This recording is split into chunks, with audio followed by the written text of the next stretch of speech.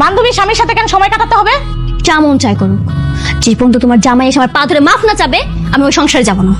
যা হয়েছে ভুলে যা, তুই জামাইয়ের কাছে ফিরে যা মা।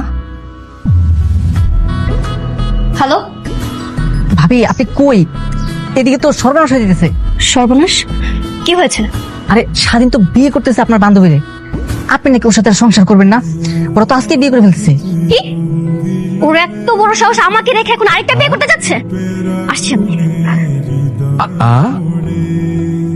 বলেন মা। আলহামদুলিল্লাহ কবুল। আলহামদুলিল্লাহ কবুল। কিরা শুনছেন? মোহাম্মদ স্বাধীন খান, পিতা সেলিম খান, কনে মুসাম্মদ মাহি আক্তারের সাথে এই বিয়েতে কবুল করলাম। বলেন আলহামদুলিল্লাহ কবুল। এই খবরদার, তুই যদি কবুল বলেছিস তোকে মেরেই ফেলবো। তো লজ্জা করে না? জেনে শুনে বান্ধবীর সংসার আগুন দিতে আসছিস? মেয়ে তুমি কে? তুমি একটা পবিত্র কাজে কেন বাধা দিচ্ছ? তুমি জানো না এটা একটা শয়তানের কাজ? শয়তানের কাজ?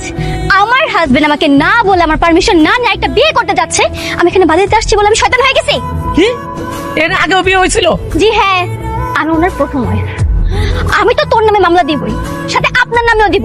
না না না না আমার দান, আমি এসবের মধ্যে নাই, আমি গেলাম, আমি এসব বিয়ের মধ্যে নাই। হ্যাঁ কাজী সাহেব ভাই, তোমার না নিষেধ করছি, তুমি না আমার ডিভোর্স দিয়ে তুমি আবার ফিরে আসছো কেন? হ্যাঁ ও, আমি তোমাকে ডিভোর্স দিবার, তুমি এই মেয়েকে বিয়ে করে সংসার করবা, আমি তো কখনো হতে দিব না। বিয়ে তো হয়ে গেছে, এখন তুই আমার সংসার করে আটকাতে পারবি? এই চুপ।